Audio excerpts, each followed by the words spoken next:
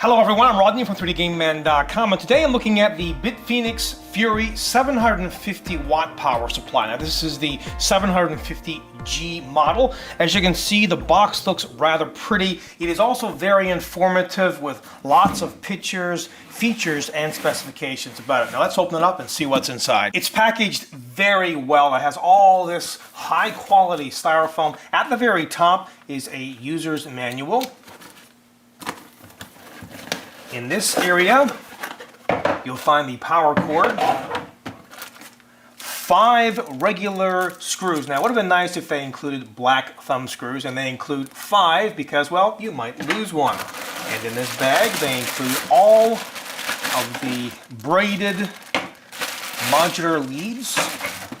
On the left side is the power supply. Now, let's have a closer look. Currently, the Fury line comes in 3 wattages, 550, 650, and 750. Now, their main focus with these power supplies really is for the enthusiast. You can see how sexy it looks. You know, somebody who wants an awesome, amazing looking power supply, but one that delivers on performance as well. Now let's quickly go through how wattage is determined, and to do so you'll need to know what rails are. Rails are basically well-regulated transformers which convert domestic current into the voltages that your computer system can use, and there are basically 2 different rails, the 3.3/5 volt rail and the 12 volt rail. Now in this particular case, the approximate maximum peak output of the 3.3/5 volt rail is 140 watts, and the 12 volt is 504 watts. Now the 3.3/5 volt rail is responsible for the motherboard, memory, PCI cards, and so on, while the 12 volt rail is responsible for the hard drives, optical drives, fans, CPU, video cards, etc.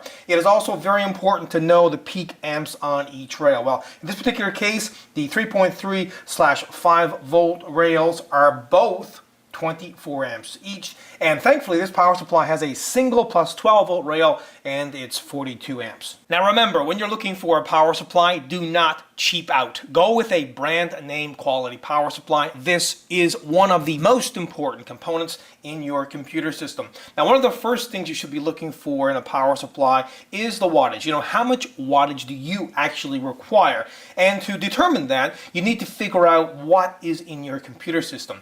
But generally speaking, a medium to high-end gaming rig would require a 500 to 700 watt power supply. For a hardcore system, you select a power supply that's around 800 watts. If, however, you are building an extreme gaming rig with a top-of-the-line multiple video cards set up with lots of other hardware, select a power supply that's 1000 watts or greater. Second, it should be at or above 80% efficiency, and that's not a problem for most of today's power supplies. And thankfully, this power supply has an efficiency up to 90%. Third, it should meet the latest ATX and other current standards, environmental directives, over voltage, under voltage, and other protections. This power supply meets all current standards. Fourth, I'd recommend choosing a power supply that has APFC. APFC, or active power factor correction, assists the power supply in being more efficient and therefore stable under load. APFC basically reduces total harmonics, corrects input voltage, and it allows for full input voltage range, and this power supply has APFC. Fifth, there are 3 main certifications, 80+, NVIDIA SLI, and AMD Crossfire. Now, many of today's high-end power supplies have one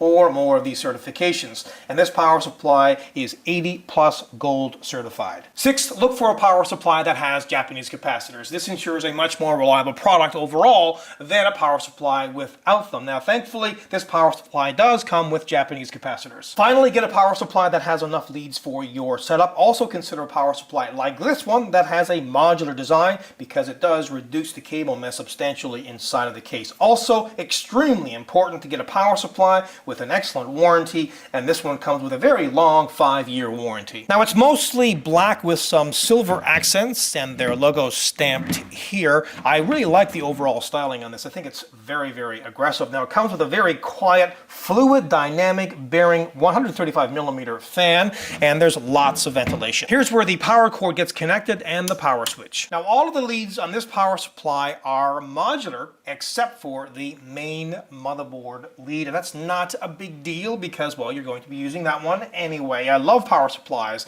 that have a modular design because it really cleans up the mess inside of the case. It not only looks good, but also increases airflow. Note that all of the modular connections right here are labeled, so that takes the guesswork out of it. Now let's have a closer look at the job that they've done on these cables. Now this is the main motherboard lead, but all of the other leads are like this. Every single individual cable is braided. This looks outstanding, but it does add a fair amount of bulk to the cables. Finally, have a listen to the 135mm fan.